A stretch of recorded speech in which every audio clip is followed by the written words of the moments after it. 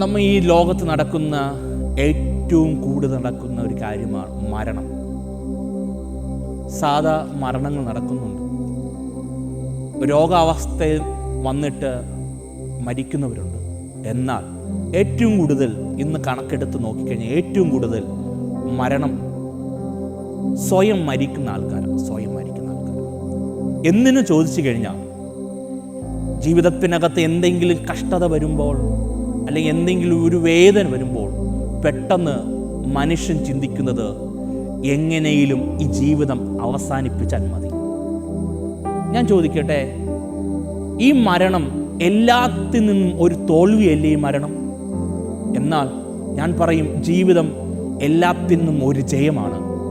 അങ്ങനെയാണെങ്കിൽ എന്നെ ഈ കേട്ടുകൊണ്ടിരിക്കുന്ന ജനത്തോടൊരു കാര്യം പറയാം.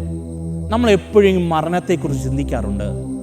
ഒരു വേദന വരുമ്പോൾ നമ്മൾ മരണത്തെക്കുറിച്ച് എപ്പോഴും ചിന്തിക്കാറുണ്ട്. നമ്മൾ എന്തിനാ ജീവിക്കണമെന്ന് നമ്മൾ തോന്നിപ്പോകും. ചെറിയ പ്രശ്നം വരുമ്പോൾ, നിസ്സാരം ആരെങ്കിലും നമ്മളെ വഴക്ക് പറയുമ്പോൾ, നമ്മൾ കുഞ്ഞുങ്ങൾ ചോദിച്ചു കഴിഞ്ഞാൽ നിസ്സാരം മാർക്ക് കുറയുമ്പോൾ, മാതാപിതാക്കൾ വഴക്ക് പറയുമ്പോൾ പെട്ടെന്ന് പോയി മരിച്ചു കളയും. ഇന്ന് അങ്ങനത്തെ ലോകമാണ്. എന്നാൽ ഒരു കാര്യം പറയാം, എന്നെ കേട്ടുകൊണ്ടിരിക്കുന്ന ഈ ജനത്തോടൊരു കാര്യം പറയാം, ഈ മരണം എല്ലാത്തിൻ്റെ ഒരു തോൽവിയാണ്. ഒരു കാര്യം ഞാൻ നിങ്ങളോട് പറയാം, ദൈവത്തിൽ ആശ്രയിക്കുന്ന ഒരു മനുഷ്യനും പെട്ടെന്ന് മരിക്കുവാൻ തോന്നത്തില്ല. അവൻ ജീവിതത്തിനകത്തൊരു വേദന വരുമ്പോൾ പെട്ടെന്ന് അവൻ പ്രാർത്ഥിക്കാൻ ചെല്ലും. അവൻ പെട്ടെന്ന് ദൈവസന്നിൽ ഇരിക്കുവാൻ തോന്നും. എന്നാൽ എന്നെ കേട്ടുകൊണ്ടിരിക്കുന്ന കുഞ്ഞുങ്ങളെ, എന്നെ കേട്ടുകൊണ്ടിരിക്കുന്ന മാതാപിതാക്കളെ, നിങ്ങൾ ജീവിതത്തിനകത്ത് ഏത് കഷ്ടതയിലാണോന്നും എനിക്കറിയത്തില്ല. ഏത് കഷ്ടതയായാലും മരണത്തെ നിങ്ങൾ സ്വീകരിക്കരുത്. മരണം നിങ്ങളെ പിടിച്ചമക്കും. എന്നാൽ നിന്റെ ജീവിതത്തിനകത്ത് അടുത്തൊരു സ്റ്റെപ്പിലേക്ക് കയറുവാൻ തുടങ്ങും. എല്ലാവരും പറയും, നീ മരിച്ചാൽ മതി, എന്തിനാ നീ ജീവിക്കുന്നതെന്ന് ചോദിക്കും.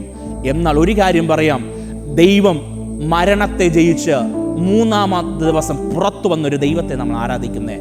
അങ്ങനെയാണെങ്കിൽ ഇന്ന് പകൽ ഞാൻ നിങ്ങളോട് കൈമാറാം, ഒരു കാര്യം ഇങ്ങനെ കൈമാറാം. മരണം ഒന്നിനും പരിഹാരമല്ല.